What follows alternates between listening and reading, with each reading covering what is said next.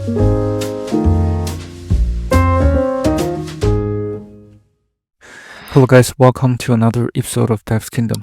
This is Jacob. So in this video, we're going to show you how to set up DeepSeek-R1-Qwen-32B on local for free. And that being said, let's get started. So if you can see the screen, so basically this is already set up with OpenWebUI. Alright, and so to set up the DeepSeek-R1 distilled version for Qwen-32B, so first we have to download this GGUF from Bottlesky. So they have a lot of the GGUF versions for DeepSeek-R1. So just pick this Q4. So this is more reasonable.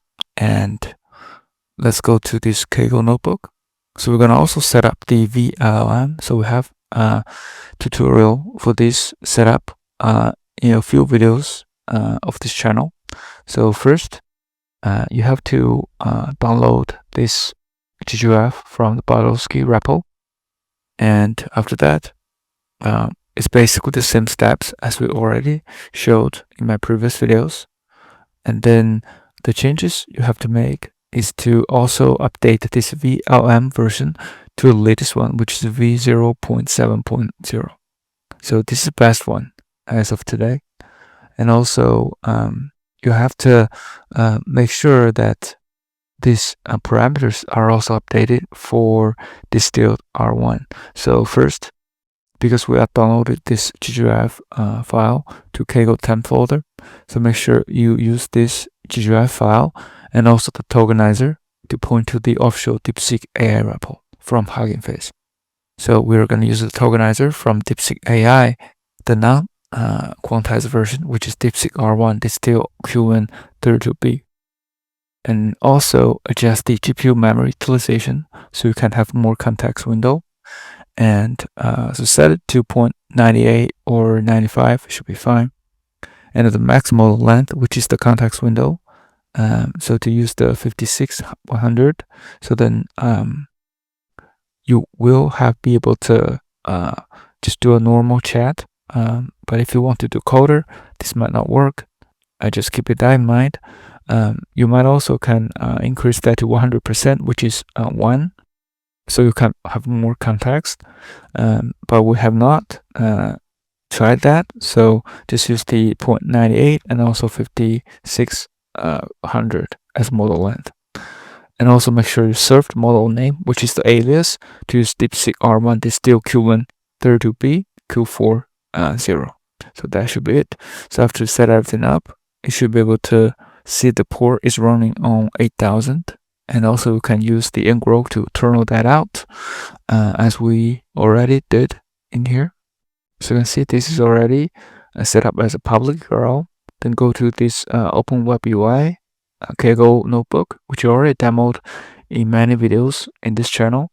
Make sure you use this environment variable to point to this new public URL. So go to this Kaggle working OpenWebUI folder, go to the environment variable, set the Open API base URL to the URL you spin up for VLLM. So because this Open compatible, so just use this URL n/v1, and also use the API key we set up in this VLLM service, so which is the one in here.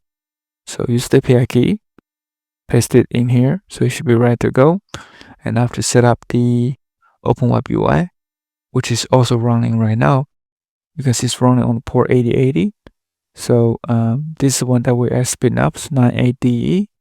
You can see that is running on 98DE, right?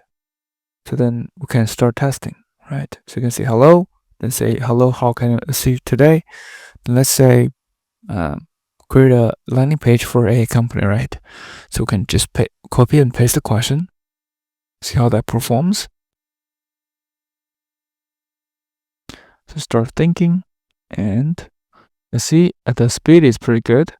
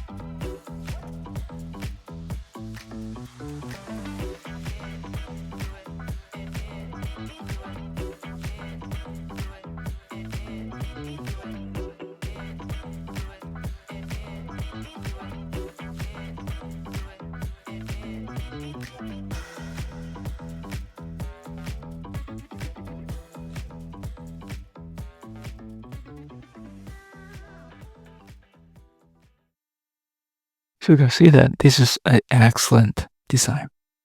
Right? It's very good. So this is how you actually set up DeepSeek-R1-Distill-Qwen-32B locally for free on Kaggle.